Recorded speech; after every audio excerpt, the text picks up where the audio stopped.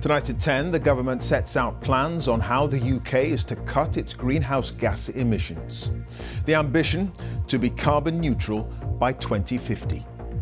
There'll be grants for electric vehicles and incentives for the car industry to go green, but some want more substance. We have a new plan for getting to net zero, and it looks like it's a more comprehensive one, but what we don't have, sadly, is all of the detail on how it's going to be delivered. There are also proposals for England and Wales to replace boilers with heat pumps. But that will be expensive, and there are warnings low-income households will need extra support. Also tonight, sexual abuse claims against the late Labour peer Lord Janner. A damning report says children were let down by the police and state. The elder brother of the Manchester Arena bomber Salman Abedi leaves the UK despite being ordered to appear at the inquiry into the attack. And a month on from the La Palma volcano spewing lava, experts say they have no idea when the eruptions will end. And coming up in sport on the BBC News Channel, 2 wins from 2 for Scotland sees them on the verge of making the Super 12 stage of the Men's T20 World Cup.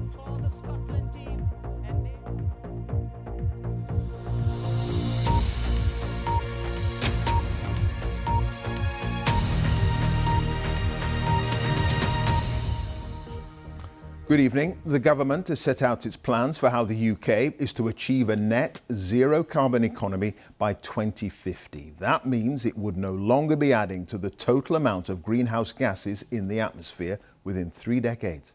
The plan is that anything that does produce greenhouse gases, like industrial processes and aircraft, those emissions would be offset by measures to absorb carbon dioxide, including planting more trees.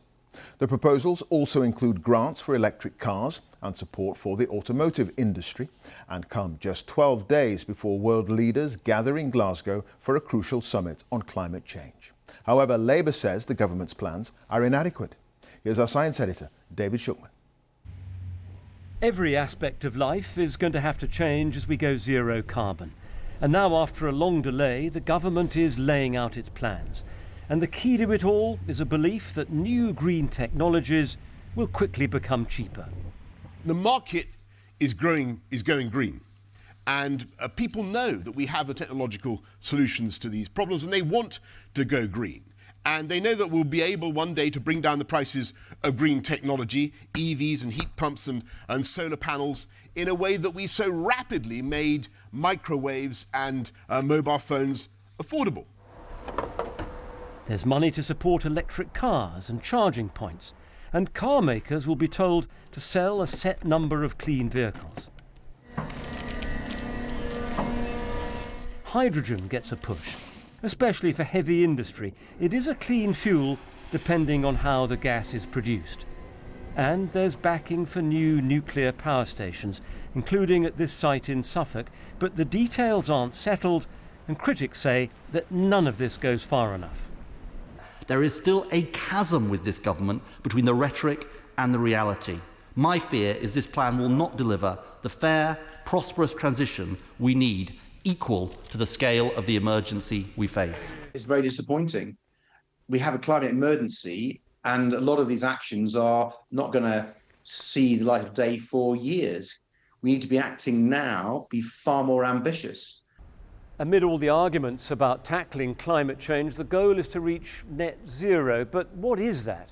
Well, like every country, the UK emits carbon dioxide, the gas that's driving up temperatures. It comes from heating our homes, getting around, generating power. It's meant to fall dramatically by 2050, but if we don't get down to literally zero, we'll have to compensate by pulling carbon dioxide out of the air. The easiest way to do that is planting trees, but on a far bigger scale than we do right now. With solar panels on the roofs and everything well insulated, this green business park in Bristol is an example of lower carbon living. Cycling is made as easy as possible, so what do people make of the government plan to go green? I think that some people are quite privileged and that they can spend that money, and obviously it's well worth it, but it's not available for everyone, which is another huge issue. If I knew the outcome, the ins and outs, the beginning, middle and end, and the outcome of what exactly I'm paying for would actually stand for, I would 100%, as long as it was beneficial to the children of tomorrow, I'd make that sacrifice. An obvious measure is better insulation. Many experts want this given a bigger push.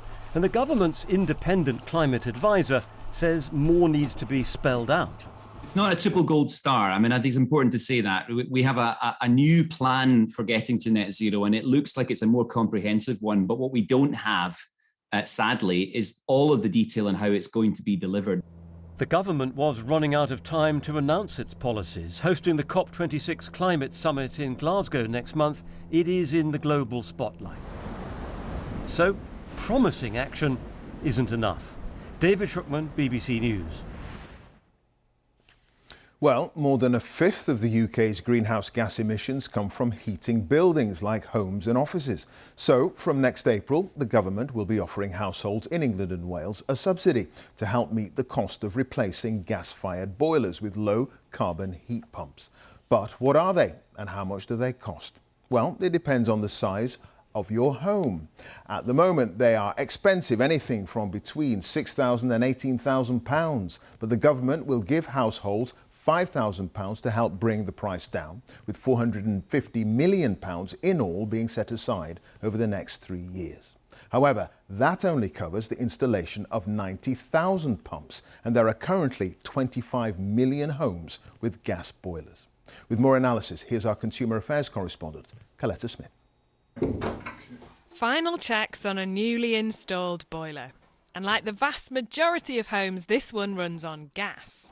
Installing a heat pump instead would mean some big changes, which engineer James says most of his customers don't have the money or the time to do. It'd take more than a day to install, so you've got 2 days labour over one. You've got the changes to the rest of the house. You're probably going to need somewhere to store a lot more water. You're probably going to need more radiators or bigger radiators to get the same level of heat in that room. You've got to consider something on the outside of your property as well as the inside. Tom had just forked out for a new home when he needed to replace the boiler. So even with an extra £5,000 from the government, there was no way he could have matched that with his own cash. You may want to make a greener decision, but you're limited by cost, I suppose. Across the street, 91-year-old Lottie made the same choice. She got a new gas boiler because it was cheapest. Not everybody's got that. It cost me over £2,000 for this only last year. So it's draining your bit of savings, you see.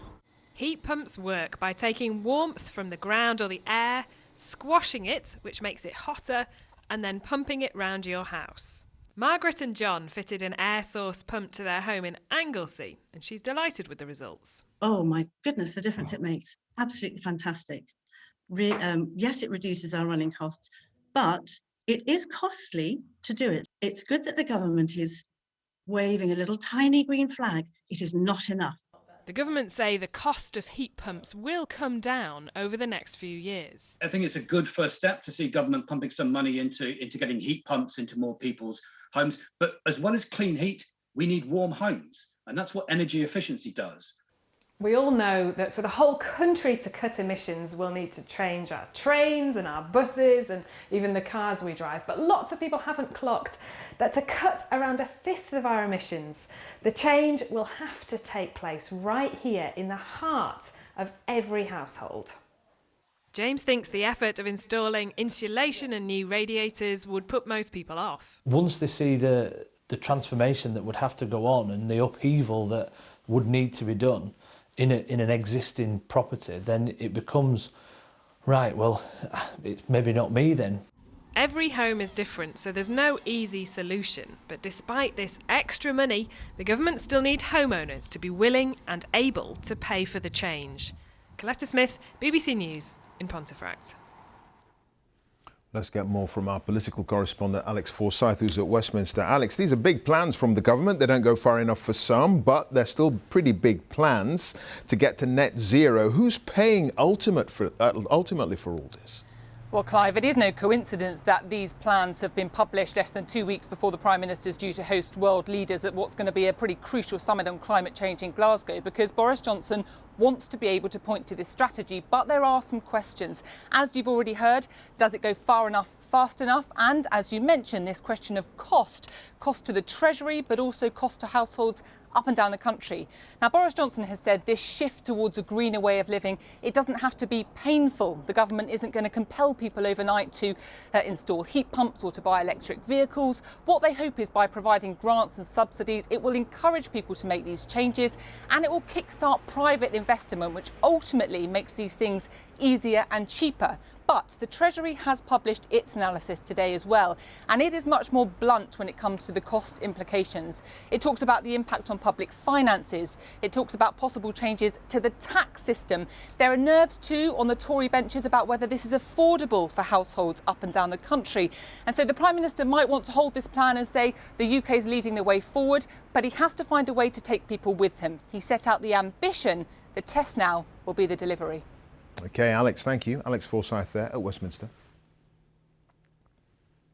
A public inquiry has found multiple failures by police, prosecutors and council officials resulted in child abuse allegations against the late Labour peer Lord Janner were not being properly investigated.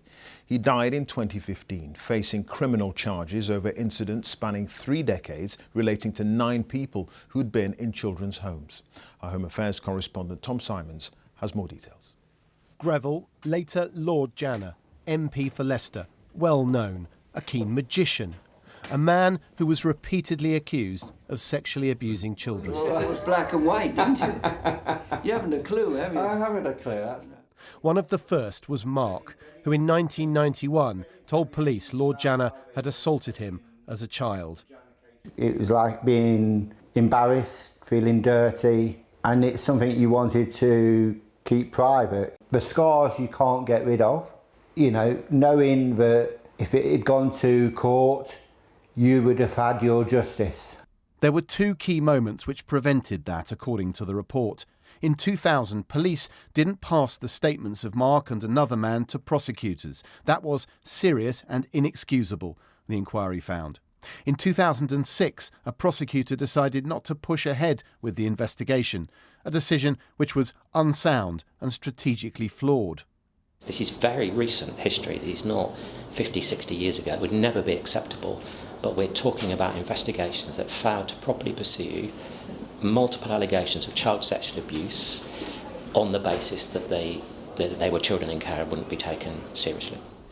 Lord Janner wasn't arrested, he remained an MP, and he wasn't charged for nearly a decade, by which point he was too ill to stand trial. He died shortly afterwards. Justice wasn't done.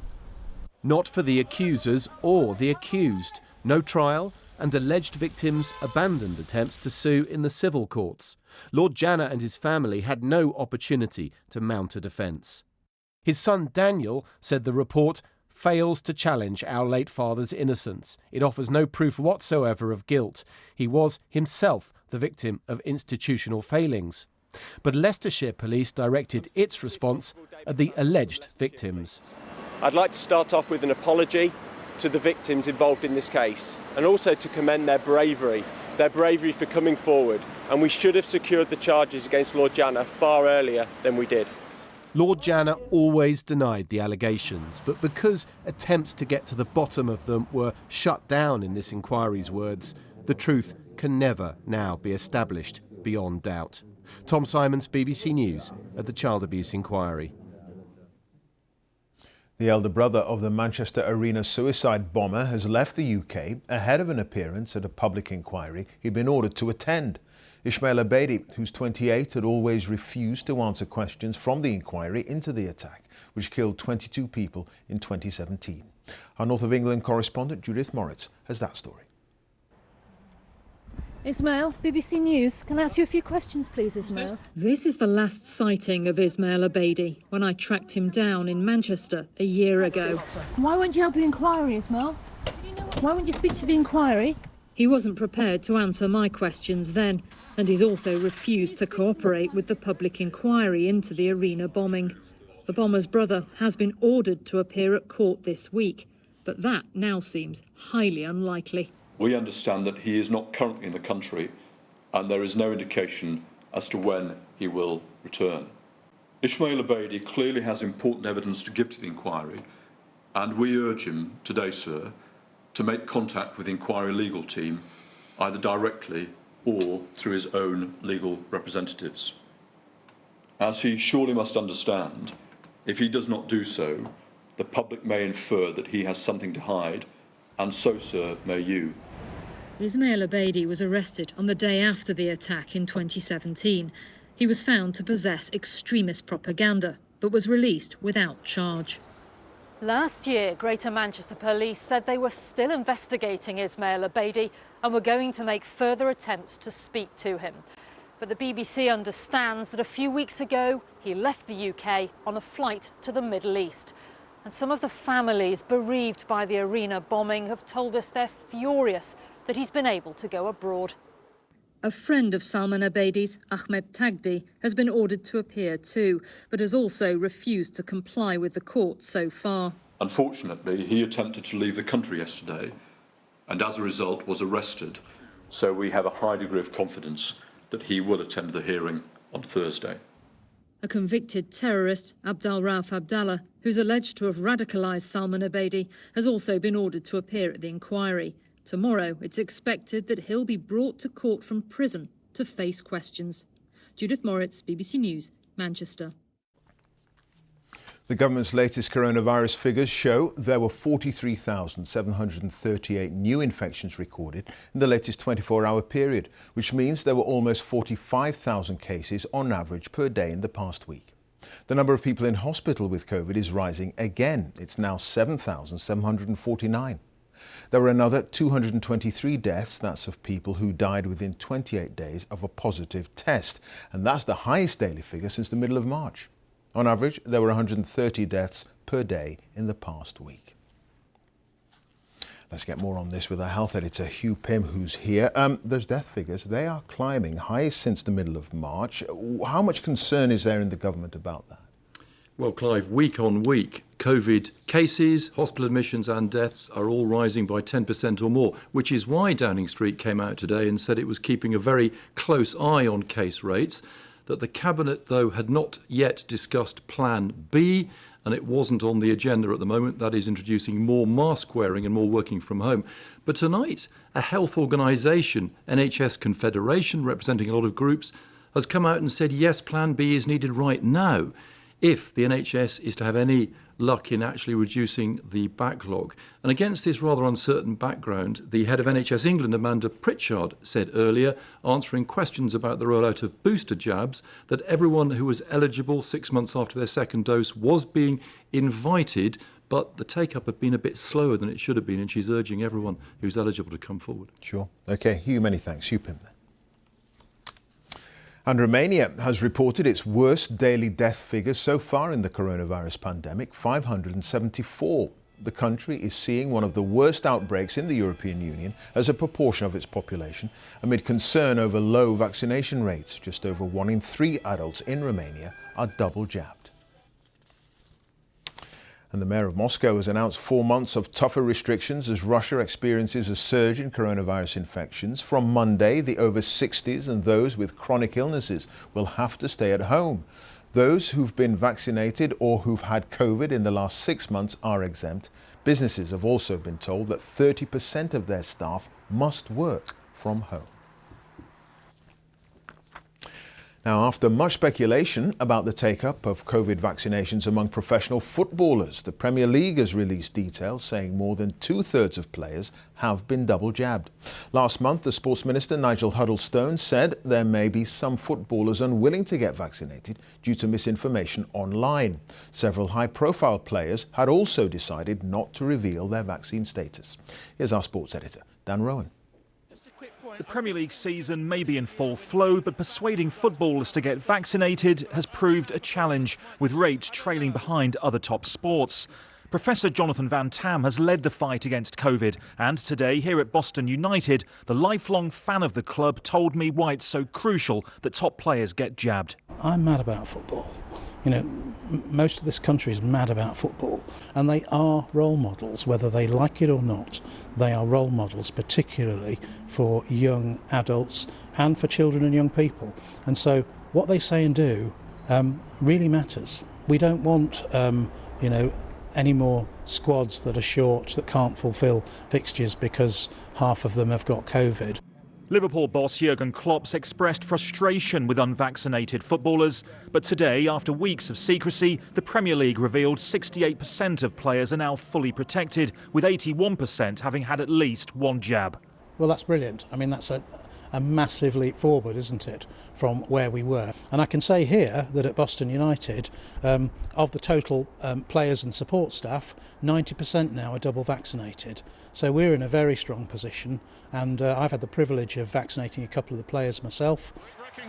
Despite the recent improvement, football here still lags behind top US professional sports, where full vaccination rates are above 90%, and unprotected athletes have been subject to stricter protocols. Why do you think it's taking longer here in the Premier League? I worry about you know, the influence of social media and the influence of untrusted sources. Of course, it's disappointing when you see things like that, but I think the latest data from that you've just given me on the Premier League show that that tide is now very clearly turning. But what about the fans? From this week in Scotland, those going to events with over 10,000 attending have to have been vaccinated. These Celtic supporters this afternoon, the first to be asked for proof before entering. So could it happen in England? It's clearly out there as an option, in as much that Scotland has now already applied that rule. You know, I think we have to see what this winter is going to bring us. It could be very difficult. In tennis, meanwhile, unvaccinated players are unlikely to be allowed to take part in January's Australian Open. Defending champion Novak Djokovic, who's refused to reveal if he's been jabbed, today expressing doubts he'll play. For the sporting elite, this issue is not going away. Dan Rowan, BBC News. Let's take a look at some of the day's other top stories now. And police investigating the killing of Sir David Amess have been gathering CCTV footage from shops and businesses near the home of the main suspect. Images from a convenience store in North London show a man believed to be Ali Harbi Ali, who's in custody, walking towards a train station. Officers have until Friday to question the 25-year-old. A 67-year-old man has gone on trial over the plane crash that killed the Argentinian footballer Emiliano Sala in 2019. Cardiff Crown Court heard how David Henderson, who's from East Riding in Yorkshire, organised the flight, which came down in bad weather for financial interest. He denies the charge of endangering the safety of an aircraft. Food and drinks firms are seeing terrifying price rises. A sector trade body is warning, saying there will be a knock-on effect for consumers. The Food and Drinks Federation said that inflation is between 14% and 18% for hospitality firms amid rising wage, energy and commodity costs. The UK's rate of inflation was 3.2% in August and is expected to rise higher. Cabinet Minister Michael Gove had to be escorted by police in Westminster this afternoon after anti-lockdown demonstrators attempted to surround him in the street. Footage shared on social media showed Mr Gove being surrounded by officers after protesters approached him and began shouting. The Met Police says there had been no arrests following the incident, but will review the footage. It's a month since a volcano on one of Spain's Canary Islands erupted, forcing thousands of people to leave their homes. Now, experts say they have no idea when eruptions will end. Lava is still spewing on La Palma, with close to 2,000 buildings having been destroyed. Well, our correspondent Dan Johnson is in La Palma for us tonight. Dan, over to you. Yes, more than 7,000 people who are out of their homes with a huge exclusion zone in place here to keep people safe. The miracle so far has been that no one's been injured, no one's been killed. But the volcano keeps erupting. There is more and more seismic activity, stronger earth tremors. There is ash up into the sky and across all the streets and buildings here. And the lava continues to pour, causing havoc. And the question that everyone's asking, I feel like I'm repeating myself. They feel like they're repeating themselves because they just want to know how much longer will this go on for? It still has the capacity to attract and enthrall, but after a month it's become an overbearing backdrop to much of life here. An incredible spectacle with its own mundane chores. Ryan does this once a week. Quizás no te afecte directamente a ti. Maybe it doesn't affect you directly, he says, but a family member or someone you know. I want it to end. It's not too worrying for me, but it is for my family. And in the meanwhile, we just have to live with it. They have this kind of strong mentality that they say it doesn't matter what comes, we go through it and pa adelante, going forward. Lucas isn't going forward. This is what happened to the house he lived in for 60 years. His wife, Nieves, can't bear to watch. I cannot put into words. Losing the house my father built, which should have been for my children and grandchildren. It's a miracle we have this flat because I know people sleeping in cars, in tents and caravans. There's no sign of this eruption easing at all. In fact, if anything, the volcano only gets more active. And it's actually grown over the weeks as the layers of lava have built up and hardened. But there's still fresh lava pouring down the hillsides too, destroying more farmland, homes and villages. And there are new fires breaking out all the time. There are amazing survival stories. These dogs have been fed by drone for 4 weeks, and now there's an attempt to use one to rescue them. But there's little hope for the homes still in the way of the lava. And the longer it flows, the further it reaches, smothering more of this island. Dan Johnson, BBC News, La Palma. Liverpool and Manchester City have been in action tonight in the Champions League, with both their games producing 11 goals. Andy Swiss was watching. As Liverpool raced into a 2-0 lead. A shot from Mo Salah that took a hefty deflection, and one from Naby Keita that certainly didn't. But Atletico aren't the Spanish champions for nothing, and back they roared. 2 goals from Antoine Griezmann, 2-2 at the break. And after it, the drama continued. A high boot, and Griezmann was sent off. And when Liverpool were later awarded a penalty, Salah coolly made it 3-2. Then Atletico were given a penalty, only for the referee to consult the video and change his mind. Earlier, there'd been a Mancunian masterclass as City blazed past Bruges. Phil Foden's pinpoint pass picking out João Cancelo with impressive results. And it's tapped home brilliantly. That, though, was just the start, as after extending their lead from the penalty spot, City cruised clear after the break, courtesy of Kyle Walker and then 19-year-old Cole Palmer, just moments after coming on as a sub. How's that for an entrance? And although Bruges pulled one back, Riyad Mahrez rounded things off in suitably thumping style. 5-1 to City, and some statement. Andy Swiss, BBC News. That's it. Have a very good night.